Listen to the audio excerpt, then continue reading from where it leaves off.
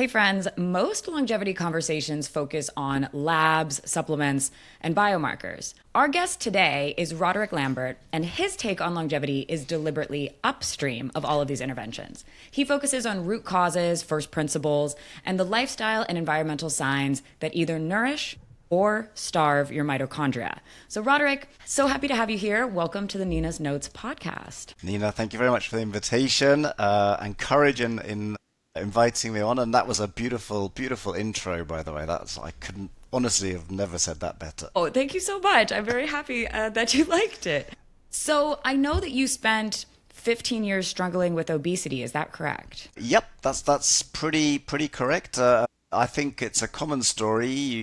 You get to sort of your late teens, early 20s. You no longer that regime of school, university, or even at university it starts, and you join the workforce. And with every decade, you find yourself another 10 kilograms heavier, and that's where I found myself, despite campaigns of jogging and eating pasta and vegetables and this sort of thing, and a bit of yo-yoing then, but with the yo-yo always came back. So that's where I found myself actually in my early 40s at a record weight. And then I believe your doctor gave you a warning, and within 6 months you changed your life, you lost the weight, and you kept it off. So what really changed for you? Not just diet, but what actually changed in how you were thinking about this weight gain as a problem? Yeah. So yes, it was all throughout my 30s actually. Cholesterol high. There was, we were trying to have children, which was proving unexpectedly difficult. All sorts of strange things happening to me. And one doctor said, you probably got metabolic syndrome, which maybe, 15, 16 years ago was quite a novel term. Today it's a common description or diagnosis, and that I could have a heart attack in 5 years, which was, pretty shocking when you're sort of moving through your mid-30s. Not the sort of thing you want to hear. No, absolutely not. That's so young, and something that I wouldn't say is very common to say, okay, you're 35, you might have a heart attack in 5 years. That's a big wake-up call. It's a big wake-up call. I don't know to what degree it was the doctor's accurate prediction or simply shock therapy or God knows what. So in my, having very end of my 30s, just as I was turning 40, been on like a year's kind of campaign and managed to trim off 6 kilograms and that sort of thing. I got a new job, a new corporate role, became a father, but through adoption. And the next 3 years I just ballooned, put it all back on with interest. And what changes, I realized that this kind of standard eat less, move more, calories in, calories out paradigm that we're all brought up in, and it's fed to us every day now that health, wellness, and obesity or weight management is such a huge topic. There must be something wrong with it. It's something wrong. So I started to sort of do my own research. I'm a mechanic personality, so I started searching and reading forums and getting to even primary research and that sort of thing. While today I'm in a very different place in terms of my understanding, the first breakthrough, if you like, sinking through the levels of depth, well, the first one was the carbohydrate insulin model of obesity. That kind of was the first kind of light bulb. So and just to explain in case someone's not sure what that means things like ketogenic diet, low carb, high fat, dietary patterns. So that's what I actually did. I started with an LCHF lifestyle pattern. I also did intermittent fasting, time-restricted eating, so eating within a sort of 8-hour window, and I made sure that I got at least half an hour of brisk walking in daily. And as you said, I think 7 months it took me to lose 23 or 4 kilograms. That's about 50 pounds. And since then I've kept it off. My approach has, however, deepened since then, but I expect we'll probably get to that. Yeah, exactly. I guess you took on this new diet. You were thinking more about the ketogenic diet. You also said the LCFH. Can you just elaborate on that one? LCHF, low carb, high fat. Okay. So, it's a less extreme version of the ketogenic diet. I mean, people will say keto is less than 20 or less than 50 grams of net carbohydrate, and low carb, high fat is less than 100 or something grams of low carb, high fat. Yeah. And I feel that I haven't taken on this diet myself because I'm super, super active. And so I'm fortunate, and maybe I'm in my later 30s.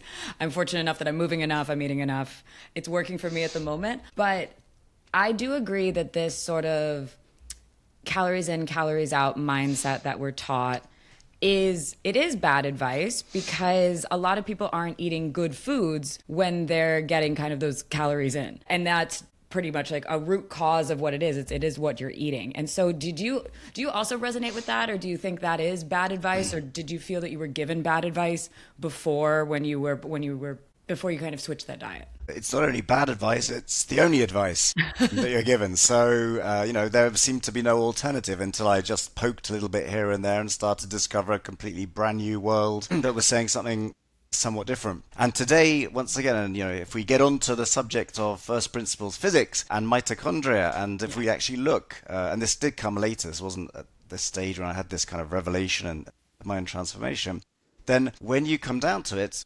mitochondria, energy is created, plus many other things, with an energy gradient, a charge, energy potential between outside and inside of a membrane where electrons and protons move to create ATP. There's not a calorie in sight. The entire calorie in, calorie out is at best, it's a broad sledgehammer, but I would even, maybe in a separate conversation, try and lay out the point that it's actually inaccurate physics. Your focus now is working with people between the ages of 40 and 60 specifically. Why did you choose this window? What is it about midlife that makes life more challenging, losing weight more challenging? And is it potentially more difficult than any other, I guess, metabolic health window in our life? It is, okay, so definitely it's more challenging. Just the stage of life we're at. The kids are sort of getting through high school, university, that kind of critical stage before we become empty nesters.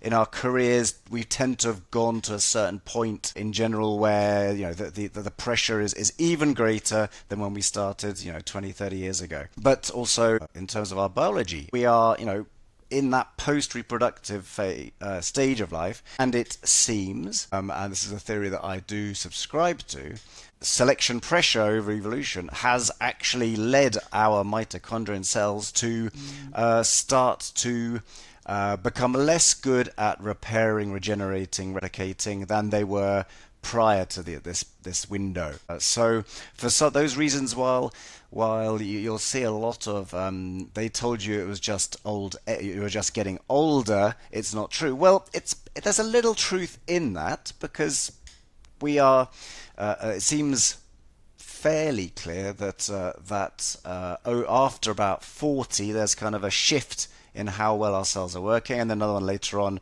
after about 60 or so.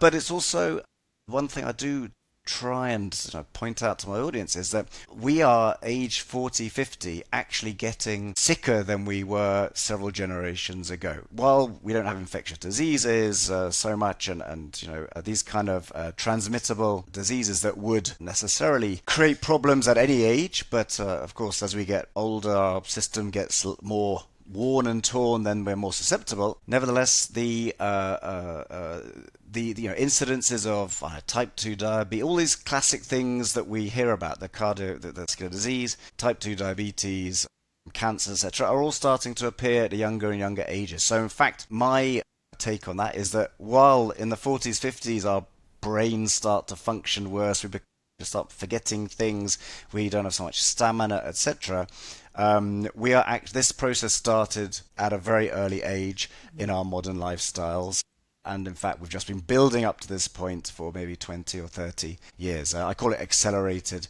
aging, and thus it's not only a key moment in life when to start to do something about it, because that's when they start to appear, these symptoms, whether it be your own feelings about your experience every day, or even the diagnoses that start to flash up on the medical practitioner's screen. And it's also kind of the last chance saloon degree. So it is that 40 to 60 period is when you can still turn back the clock a bit, so that if you look at data from the UK, expected lifespan has stalled, but it's around, let's say, 79 on average. But health span has actually decreased, and that first disability from chronic disease is now at about 62.1 or something. And that's quite a horrific thought. Maybe it'll help crystallize this in your audience's minds that those last 19 years of your life, you want to actually be able to enjoy to the full. You're finally free of the work, of the children, so you don't want to be spending it in pain with medical problems that require more and more treatment. Can you explain really the distinction between extending lifespan and compressing morbidity and what that looks like in your practice? Okay, so yeah, expected lifespan is, how long statistically you will actually live, the amount of chronological years that you will achieve before you die. Everybody dies. Sad fact, but that's the case. Health span is the number of those, is the age, or rather the length of number of years you will actually enjoy good health. And it is problematic that we don't really have an accepted definition of what actually good health is. We know what bad health is, but good health is not the absence of disease. It's perhaps thriving. It's the experience you have every single day. That's perhaps very subjective, but anyway, that is good health. Being able to still do the things that you love to do or you need to do. And unfortunately, the experience of many people these days, mine included, is that our parents unfortunately spend 10, 15, sometimes longer years in declining ability to thrive, to enjoy the experience of their day to day. So health span is how long you live until you get to that point where your day starts to you start to decline in the quality of your lived experience.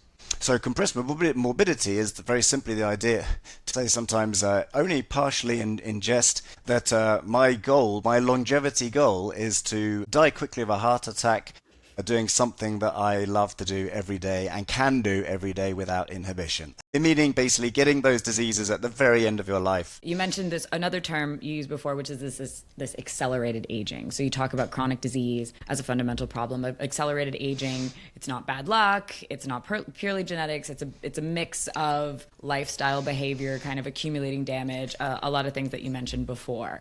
And it's sped up really by lifestyle, I suppose. That's a reframe that I like it because it takes the blame off individuals a little bit and it gives us agency. And so how do you bring that into your practice with your clients? How do you balance this idea that, okay, you may have accumulated some damage before because you're coming to me now, obviously, because you recognize you want to make a change. How do you shift their mindset so that they know that they can intervene now and start making better decisions going forward? Well, I forgot to add why the 40 to 60 window. It's because that is exactly my lived experience. I'm 51 years old and I got to that point and changed my lifestyle so that I'm no longer, or I've slowed that decline, hopefully to a minimum. By using examples, for instance, by talking about there's one phrase that I've borrowed, but I like to use, is that you can't get well in the environment you got sick in. I really like that. Do you know who it's from? Yes, Dr. Jack Kruse. Okay, Well, that's a very good one. I don't know if it's his original quote, but he uses it a lot, and I liked it so much I've borrowed it. And thus, if you do want to do something about it, then it's about changing the systems, habits, or lifestyle, the things you do every day, so that they are health supportive rather than detrimental to your cellular health, and building the system so it becomes a new system that you eventually do habitually. Also, a little bit earlier, you hinted at this idea of entropy, how you like to bring in physics into biology. You call it quantum biology. I mean, fundamentally, biology is a very quantum process. There is so much happening in a lot of our biological processes. And so this idea of entropy is this tendency of systems towards disorder, if I remember my physics correctly. Maybe for my listeners who the last time they took physics was probably many decades ago. Can you make it concrete for somebody? Why does entropy matter in our health? Let's go back to classic physics, so the laws of thermodynamics. Back to entropy. What is entropy? As you said, exactly. It's the tendency for things to move from order to disorder. How to understand that? The classic example that's always given is a hot cup of coffee. So in there's high energy, but low entropy. However, as the atmosphere, the environment around it, there's a difference in the entropy and energy state. The tendency is to move out. That's why the heat escapes. That's why a cup of coffee cools down, because the energy is being passed through the medium of air, the cup and air, and the atoms are becoming less ordered. They're becoming further apart, more chaotic, more random, not so tightly held together. So that's a day-to-day example of entropy that we all experience. On the macro scale, entropy, you can more or less use the word energy instead, comes from the sun in the form of photons, which are high energy, low entropy quanta of energy that reach the Earth. And the miracle of life that happened on Earth is the most remarkable system that has been able to harness the entropy that has come in through the Earth's atmosphere, get rid of excess high entropy, and using energy, neg entropy, to access this high energy, low entropy stuff that we receive, and I'll talk about how we receive it in a moment, and dissipate that energy in different forms throughout the organism itself, so in us, our bodies. And this is done primarily at the key player in this is the mitochondria. Let's talk about food. Light photons come through the atmosphere. They are their first point of call is a plant, converted into structure, into mass, sugar, cellulose for the structure, etc. Things that animals eat or we eat.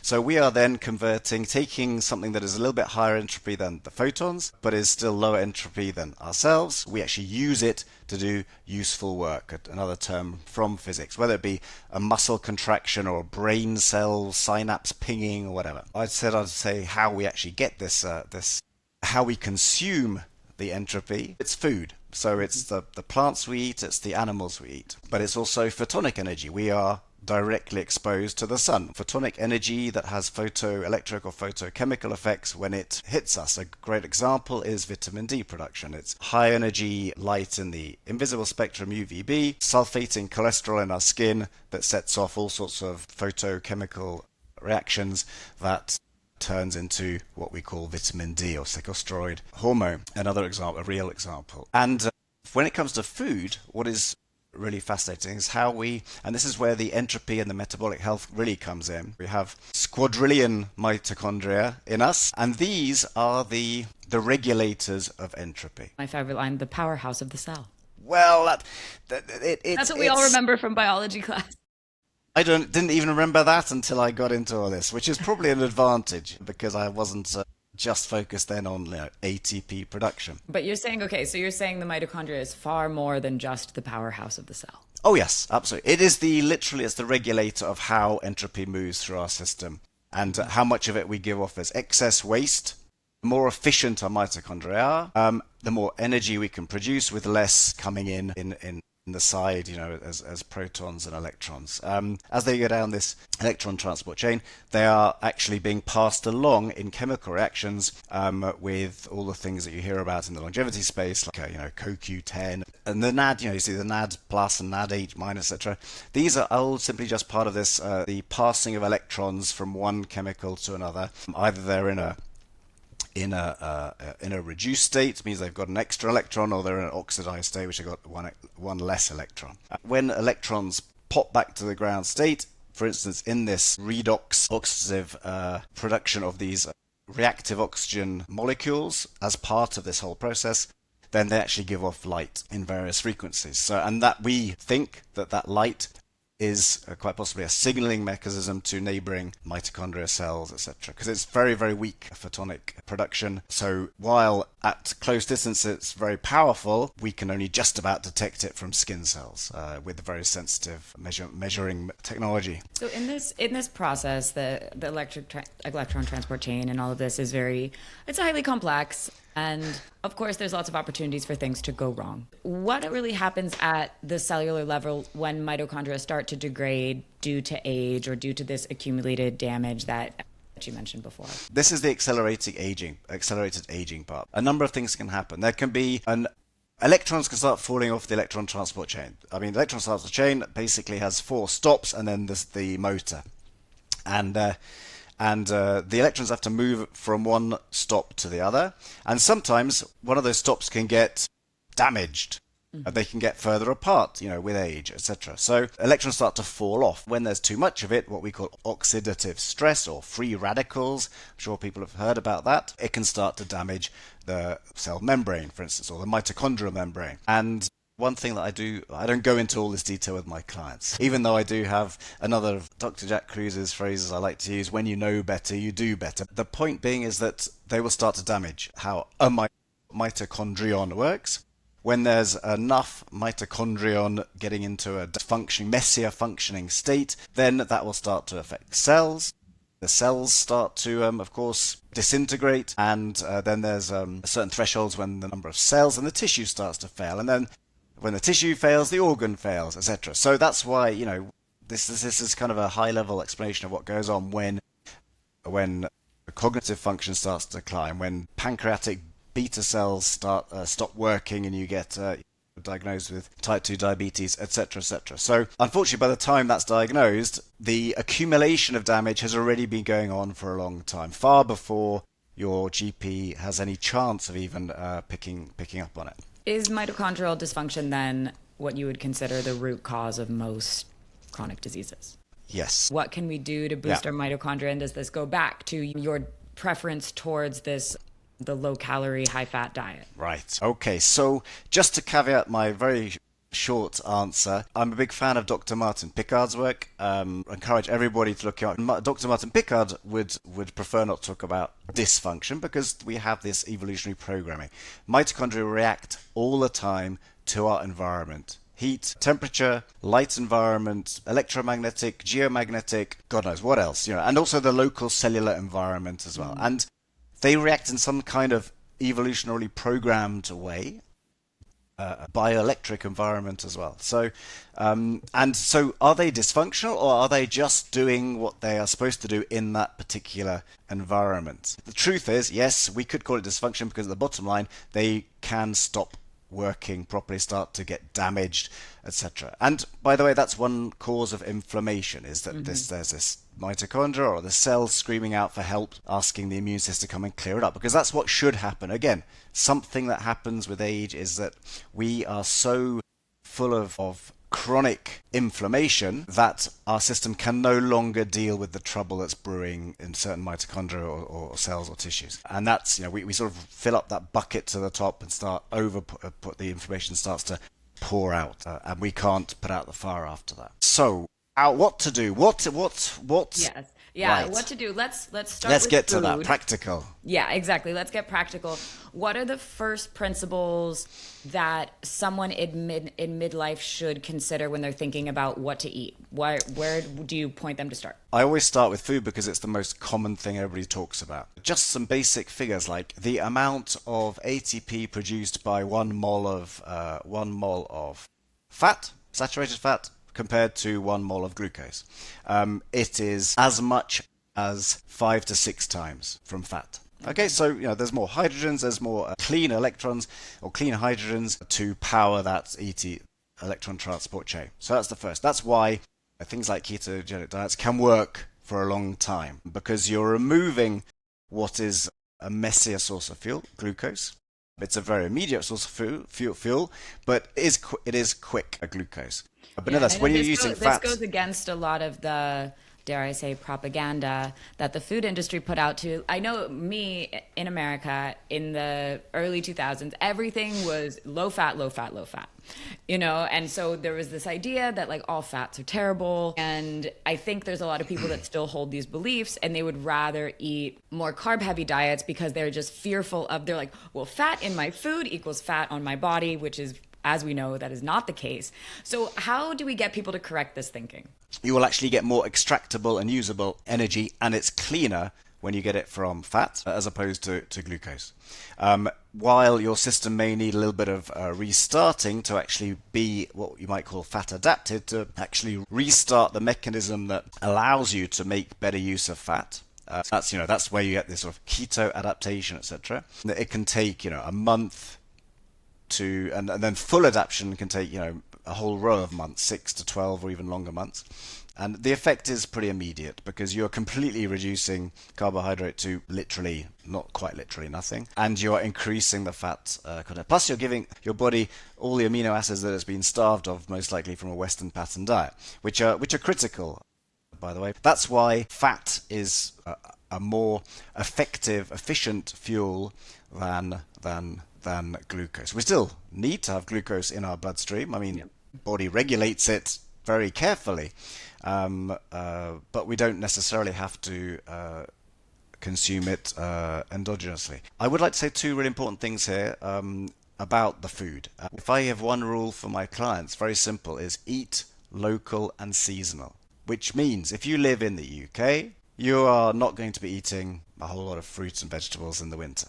But in the summer, when apples are growing on the tree and berries are growing on the bushes, absolutely, because the signal to your environment, provided you're not shut indoors all day, is coherent. So coherence is a really big thing in, when we're talking about quantum mechanics. So that's one thing. For those who don't know, can you just quickly talk about coherence? My understanding of coherence is when things basically come into alignment. You actually said it very, very poetically and succinctly. That absolutely. I think it's enough to say that the light environment that we are subjected to should correlate to the light environment the food we're eating was exposed to.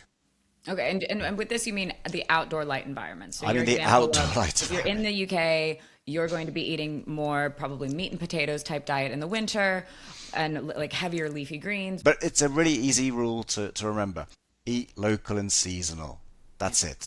That definitely, it makes it easy to remember. We do have a lot of mismatching with how we live our lives in our environments because we also have, like you said before, a lot of us spend a lot more time indoors. What else should we be thinking about in our daily routines that can also influence how we can boost our mitochondrial energy production? Like getting morning sunlight, of course, maybe other grounding practices. Is there any other type of practices that you talk about with your clients? Exactly. The next thing I talk about is exactly circadian biology and the light diet, as I call it. So they're two separate but, of course, closely linked things. Circadian biology means simply the rhythm of 24 hours of our day, the phases of dark and night. The most critical one that we all abuse on a regular basis, or have done for about 100 years since the invention of electricity in the home, and thus electric light, is that we no longer live according to the circadian clock. One of the things I start getting clients to do is, at least as soon as they wake up, go and at least open the window and see the daylight. Ideally go, if you're in the UK in the winter, then try and get out for a 20-minute walk. Then during the day, light exposure. And I mean at least the light from the window. At the very least, the light from the window. So if you can sit by a window, even if it's in a modern office block where all the glass is keeping out the infrared, at least that. But again, one of the things many clients take to it actually quite naturally is getting out every hour or so just for a 5-minute light break, getting out of the office, getting out of the house, just to stand in the light. And please, Brits, I know it's cloudy and miserable most of the time, but as long as there's daylight, as long as the sun is up, there is daylight. You don't have to see the sun in the sky. You still get UV exposure through the clouds. You may not get the infrared, unfortunately. You still get a lot of infrared. Well, you still get a lot of infrared, just much less than when it's a clear sky. Yeah. And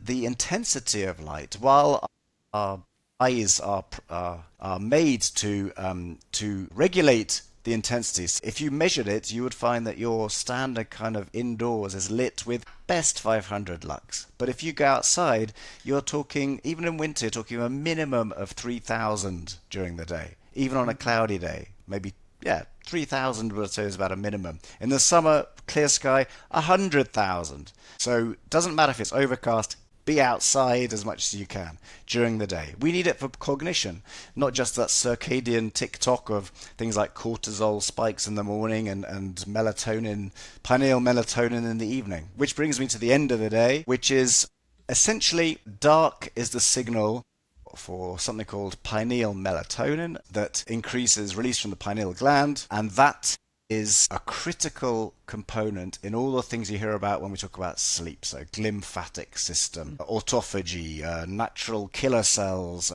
all these things that are supposed to happen at night. And night is when actually we're regenerating and recuperating, repairing. Another reason why we got accelerated aging, because we cut off sleep. So the 3 periods of the day is that first morning, light, daylight, bright light, if possible, daylight throughout the day, and then the evening, at least those 2 hours before night, dim the lights, look at what sort of lights are actually shining. I'm wearing these are yellow for screen, but I have some pretty heavy duty red ones that I wear about 2 hours before I go to bed. What's one more takeaway that that we want to make sure the audience gets through? Because we talked a little bit about food, but not to the full extent that you would probably go into with your clients. We didn't talk about water, hydration. We didn't talk about a little bit more about the environment. But what would be one more key takeaway that we want our audience to hear before we wrap up? Oh, that's true. That's why my program's a 3-month program. Although the main kind of educational piece is the first month, and the last 2 is about building those systems and habits and mindset. What I call the third boot camp is about the timing of food and not eating, so fasting. Okay. Yeah.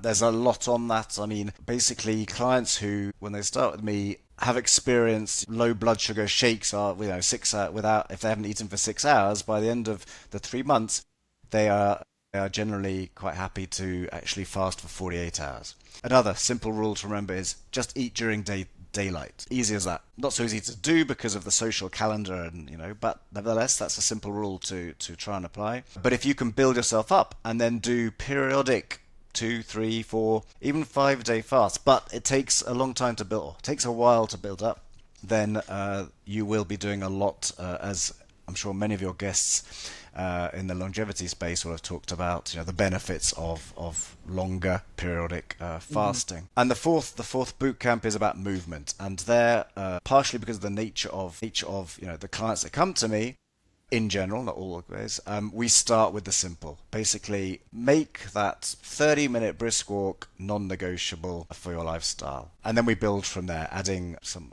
heavy hands, wonderful thing I discovered that was big in the 80s, which simply doubles your metabolic output for the same time, because we're all time short. So the more you can build into that 30 minutes, the more efficient it is. And yes, of course, maintaining active muscle is important. Mitochondria go where we are actually exercising. If we're exercising our muscles, we will increase the mitochondria in our muscles. But we're not developing the mitochondria in our brains or our if we're doing, let's say, low intensity, steady state cardio, we're increasing the mitochondria in our heart. And if we're thinking about hard, difficult things, we're increasing, or doing, whatever, even memory practice, we're increasing the mitochondrial density in our brains. Now, when you are 80 or 90 or even 100, where are the most important mitochondrial colonies for life support? Brain and heart. Yes, you have to be able to get out of your chair. You have to be able to get things down from a shelf easily. You have to be able to get out of bed. We need to eat more protein. We have to use those muscles. But we do not have to start building ourselves into some sort of quasi-Arnie hunk style. And you've said this before in some of your podcasts or interviews, that humans are the dumbest species on the planet because we know what we should be doing, but we still decide to live our lives the way that we're living because it's, more convenient, and we are essentially a lazy species. So if you had to pick one thing that can really shift somebody's thinking to get them to actually do the things they know they're supposed to do, what would it be? Get someone to help you be accountable. I know I'm saying that as a plug. I agree, because it's not just having help, but also having an accountability buddy. It could be a buddy, a mate, whatever. It doesn't matter. Someone who will, when you're saying, I can't be bothered, says, well, mate, I'm going, you come with me. Or the other way around. Yep. Or a group. I mean, there are lots of people posting about how, community is 50% of the success. Yep. A large degree it's true, because community drives you to be a bit more accountable to somebody or the group, which in turn pushes you past that kind of threshold of, do I go, do I not go, do I do this, do I not do this? Yeah, exactly. Cold plunging is something, I'm lucky my wife actually is keen on this, because to be honest, although I've been going by myself, to be honest, if she didn't go, then I would probably chicken out at least 50% of the time. Yeah, I think it's a cold plunge, not just for accountability and having somebody there for you, but it's also nice, I think, for safety to have somebody going with you. So I definitely think that's one that people do tend to stay longer too if they have somebody watching how long that they're going for and trying to set new goals. But more is just more. Also, remember this: it doesn't actually have to be that longer is better for cold plunge. That's another really important thing. Hopefully, the listener will take away that. In biology, it seems that there is a Goldilocks zone. Too little doesn't do anything, too much is harmful, and you can pretty much say that about anything. I'd hate the term everything in moderation, but there is, as usual, a half-truth in there. So, Roderick, this has been a very insightful conversation. Where can people find your work, your program, and your content? Okay, so midlife metabolichealth.com, Facebook Midlife Metabolic Health as well, or my name on Facebook, Roderick Lambert, or LinkedIn page Midlife Metabolic Health. So thank you again for sharing your knowledge with me today, and I hope that some people leave inspired today from this conversation and head over to midlifemetabolichealth.com. Thank you very much for having me, Nina. It's been a pleasure. Thank you. Thank you.